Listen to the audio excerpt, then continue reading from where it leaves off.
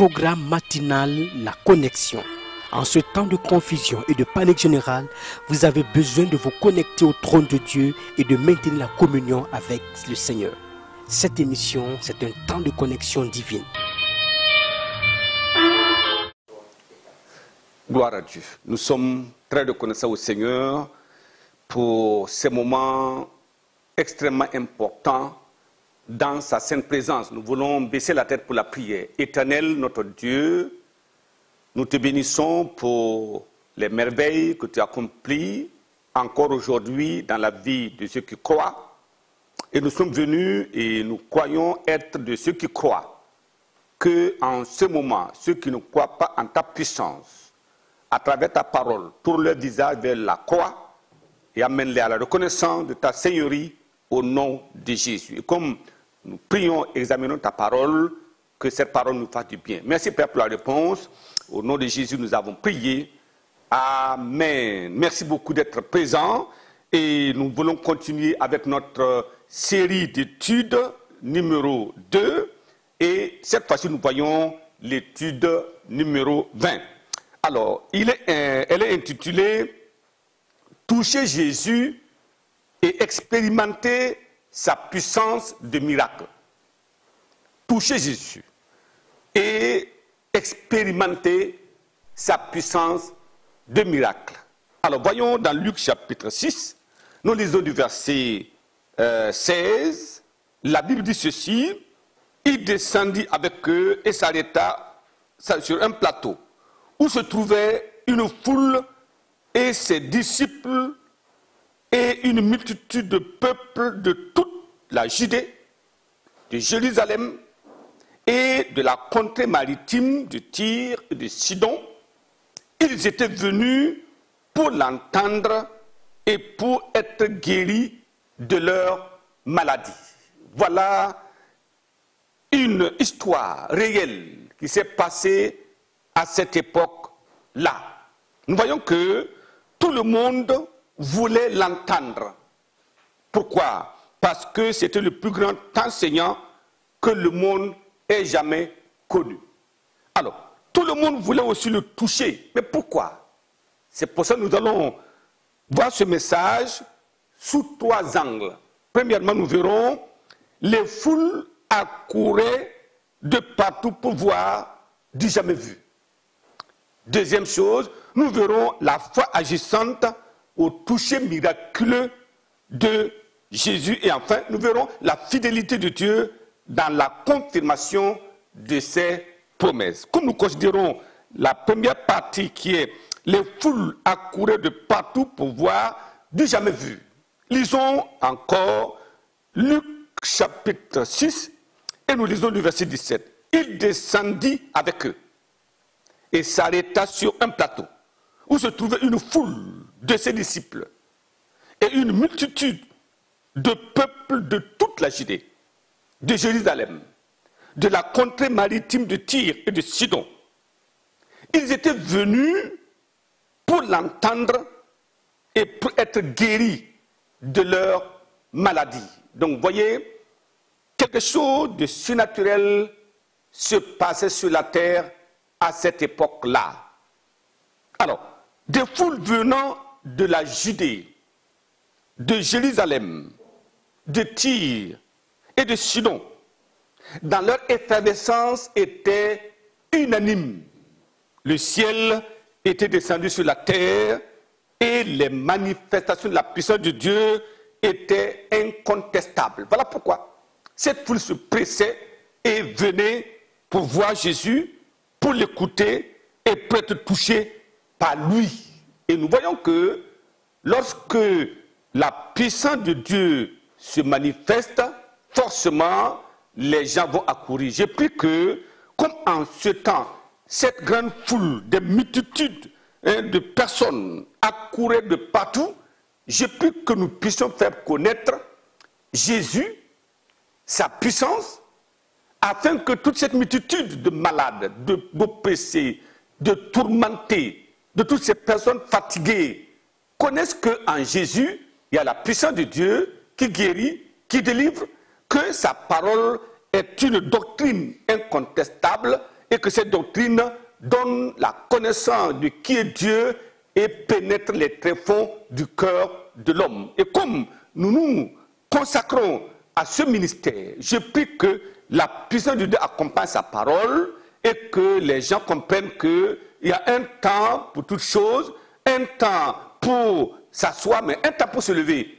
Il faut se lever maintenant parce que le temps de se lever est arrivé, un temps de croire maintenant parce que le temps de croire est arrivé, un temps d'agir parce que c'est le moment d'agir. Je prie que personne ne soit en retard au nom de Jésus. Voyons le deuxième point, la foi agissante au toucher miraculeux de Jésus. Comment? Que s'est-il passé? Regardons encore Luc, chapitre 6. Alors lisons à partir du verset 18. Il dit, ceux qui étaient tourmentés par des esprits impurs étaient guéris. Mais comment étaient-ils guéris? La Bible dit, verset 19, et toute la foule cherchait à le toucher parce qu'une force sortait de lui et les guérissait tous. Une force. Et tout le monde courait pour toucher Jésus. Voyez, cette parole qui a été donnée par Luc a été répétée dans Jean. Regardez Jean, chapitre 3, parce que la parole de Dieu est uniforme. Alors, il dit au verset 10 maintenant, alors, il dit comme il guérissait beaucoup de gens. Tous ceux qui avaient des maladies se jetaient sur lui pour le toucher. Les esprits impurs, quand ils le voyaient, se prosternaient devant lui et s'écriaient, tu es le Fils de Dieu. Parce que c'était évident, les maladies causées par ces démons étaient détruites, les oppressions par ces démons étaient détruites, et toutes les manifestations diaboliques étaient défaites par le fait de toucher le Seigneur des Seigneurs, le Roi des Rois. Et alors, les esprits mauvais, les esprits impurs étaient obligés de reconnaître la Seigneurie de Jésus, sa puissance et sa grâce abondante. Il dit, tu es le Fils de Dieu. Je prie, comme les démons confessent la Seigneurie de Jésus, que les hommes aujourd'hui connaissent que Jésus est le Sauveur du monde, le Tout-Puissant et l'agneau de Dieu qui ôte le péché du monde, mais également le lion de la tribu de Juda. La manifestation de la puissance de Christ était telle que les gens n'avaient même pas besoin de prier, mais se jetaient simplement et seulement sur lui et les miracles s'opéraient. C'était la démonstration publique de la déité de Christ.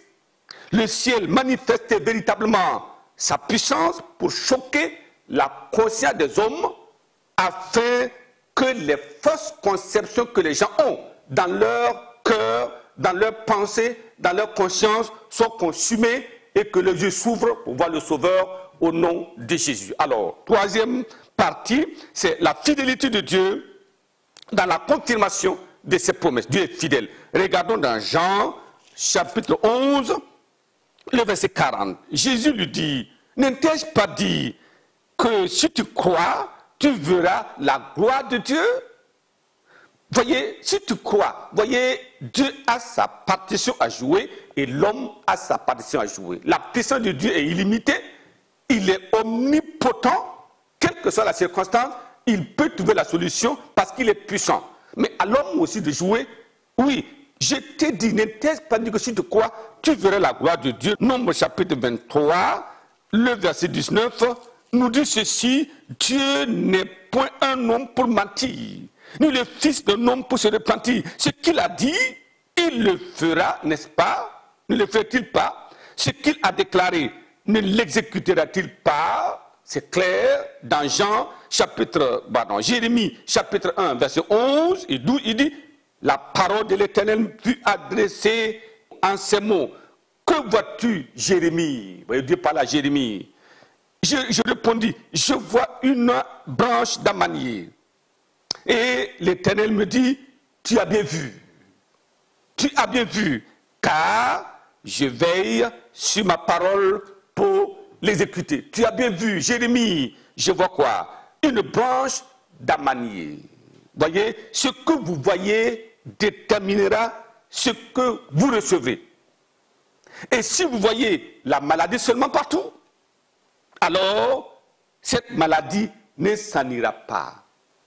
Si vous voyez seulement des problèmes et des difficultés dans votre vie, votre situation ne changera pas. C'est pour cela il est dit dans Hébreux chapitre 12, verset 2, ayant les regards sur Jésus, le chef et le consommateur de la foi, qui, en vertu de la joie qui lui était réservée, a souffert la croix, méprisé l'ignominie, et s'est assis à la droite du trône de Dieu. Alors, cela veut dire, et je voudrais vous lancer ce défi, et je voudrais vous interpeller, et je voudrais plaider à votre niveau, et dire, fixez les regards sur Jésus. Il est le chef, et celui qui accomplit notre foi, qui réalise toutes choses par rapport à notre foi. Alors, les regards sur Jésus, le triomphateur, et voyez votre guérison. Voyez votre délivrance. Voyez et considérez-vous que vous êtes déjà comme au travail. Allez et achetez de la layette pour votre nouveau-né et la stérilité s'en ira au nom de Jésus. Ne voyez pas les montagnes. Non, mais la capacité illimitée de Dieu est de les déplacer et aucune montagne ne tiendra devant vous. Voilà pourquoi nous allons prier. Y a-t-il une montagne dans votre vie? Un problème insoluble dans votre vie? Aujourd'hui, c'est la fin. Vous allez toucher Jésus par la foi. Il dit, je suis avec vous tous les jours jusqu'à la fin du monde. Il est à côté de vous. Quand vous allez fermer vos yeux, vous dites, Seigneur, je te touche par la foi, et cette foi-là va déclencher des miracles inédits dans votre vie au nom de Jésus. Baissons la tête pour la prière maintenant. Papa, merci pour tes enfants, merci pour chacun de nous qui croyons en ta parole, qui croyons à la puissance illimitée de Christ. Il faisait des miracles partout, à travers sa parole, à travers son toucher.